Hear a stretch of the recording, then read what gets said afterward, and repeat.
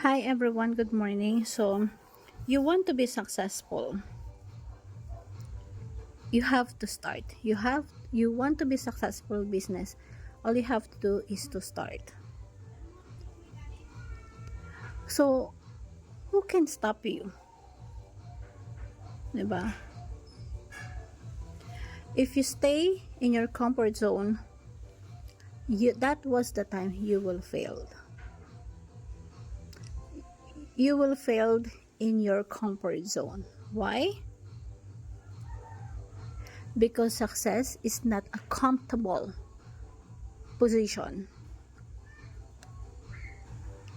It is a very uncomfortable thing to do when you want to become successful. So, if you want to become successful, you have to bear being uncomfortable. If you ever want to be successful,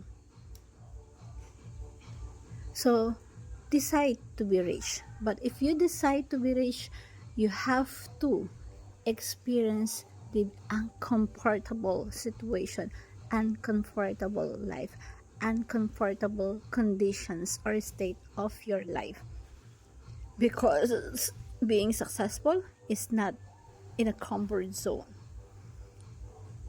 And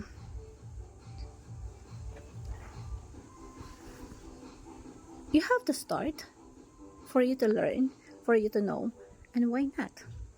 Lalo na kung sa tingin mong kaya mo naman. At wala makakapag-stop sa'yo, lalo na kapag ka-clear sa'yo kung anong goal na gusto mo mangyari. And tatandaan mo, lahat ng bagay walang madali. Lahat ng bagay mahirap. Kapag inisip mo, hindi ko gagawin to kasi mahirapan ako, huwag ka mag-alala. Hindi ka magiging successful. Why?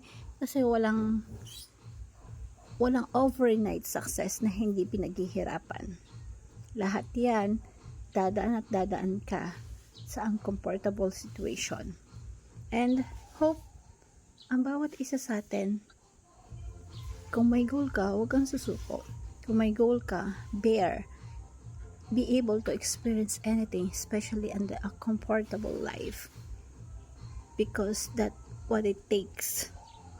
And napakasarap na maging naikwento yung successful mo sa buhay, kasi alam mo yung pinagdaanan mo hindi ganun kadali. At yun ang makakapagpa-inspire po sa mga kapwa natin na gusto maging successful. Kung gusto mo yung madalian lang, huwag ka mag-alala. Yung madali ang bagay na nagiging successful, madali din mawawala, madali din nag-fade. At mas masarap i-endure or lasapin yung victory ng successful, kasi alam mo na hindi biro yung pinagdaanan mo. Hope you learned something. Thank you everyone, and God bless.